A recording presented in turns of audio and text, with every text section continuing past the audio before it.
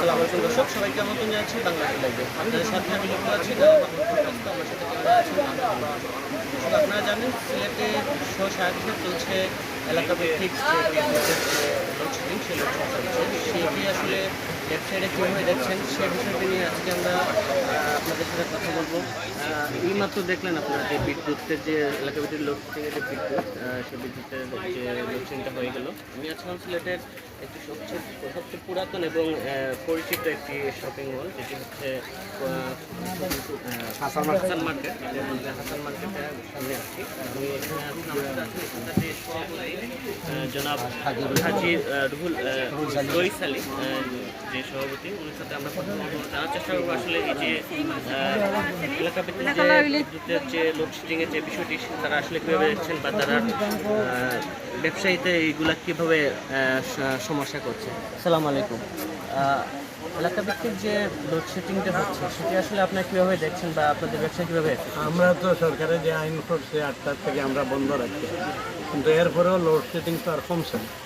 আপনারা থাকাকালীন বিদ্যুৎ গেলে এরপরে আমরা দেখতেছি টমটম, তার বাদে রিক্সা, মোটর চালা, তার বাদে মিশুক, এগুলা সব বিদ্যুৎ ব্যবহার করে।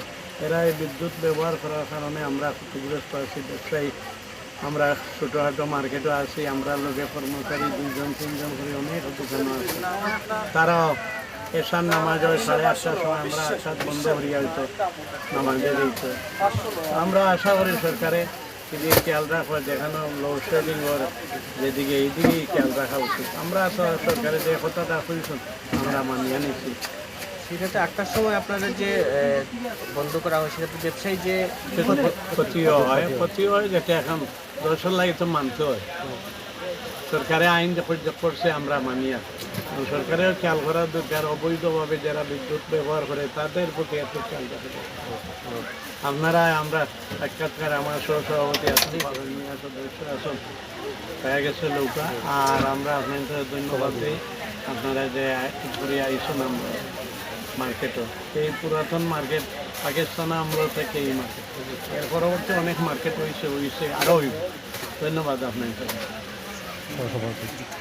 আমরা এখন কথা বলবো এখানে যে মার্কেটের যে সহসভাপতি আছেন ওনার সাথে আসলে ওনার অভিমতগুলো জানাতে আপনার পরে যে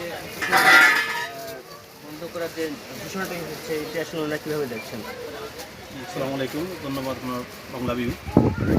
আসলে আমাদের বর্তমান যে পরিস্থিতি, ব্যবসার যে পরিস্থিতি, সব কিছু মিলিয়ে আমরা অনেক কষ্টতে আছি। ব্যবসা অবস্থা খুবই খারাপ। এর মধ্যে আবার লোডশেডিং, তার মধ্যে আবার সরকার যে বিধিনিষেধ দিয়েছে আমাদেরকে 8টার মধ্যে, আমরা সরকারের নীতিমালা অবশ্যই মেনে চলবো। আমাদের অনুরোধ থাকবে সরকারের কাছে এটাই, যেন আমরা যে কারণে আমরা কষ্ট করতেছি বিদ্যুতের জন্য, সেটার জন্য একটা সুরাহা হয়। ইতিমধ্যে মন্ত্রী পরিষদে আমরা শুনেছি, উনি বলতেছেন যে কিছু সপ্তাহের মধ্যে ইনশাল্লাহ আমরা বিদ্যুৎ হয় আমরা বিদ্যুৎ পাবো। আমরা আশা থাকবো সরকারের কাছে এটাই, যে আমরা সরকারের সব নীতিতে আমরা আছি, সব কিছু আমরা মানতেছি, তো আমার সার্ভিসটা যেন আমরা পাই। এমনি আমরা আমাদের মোরারফিরা খারাগা, বিভিন্ন ট্যাক্স বেট এই সেই অনেক কিছু আছে আমাদের ব্যবসার যে পরিস্থিতি, অবস্থা, বৃষ্টি, সব কিছু মিলিয়ে আমরা আমাদের অবস্থায় করুন বসা করতেছি। 8টার সময় যে বন্ধ করেন সেটি আপনারা কীভাবে দেখছেন?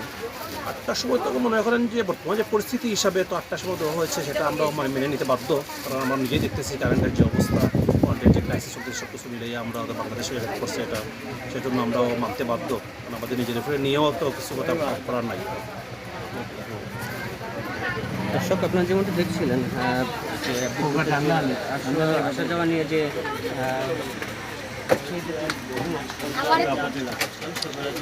তারা বলছিলেন যে এই সমস্যা আসলে দ্রুত সমাধান করা দরকার, তা না হলে তারা বিরাট অঙ্কের যে ক্ষতি সেটি সম্মুখীন হবে।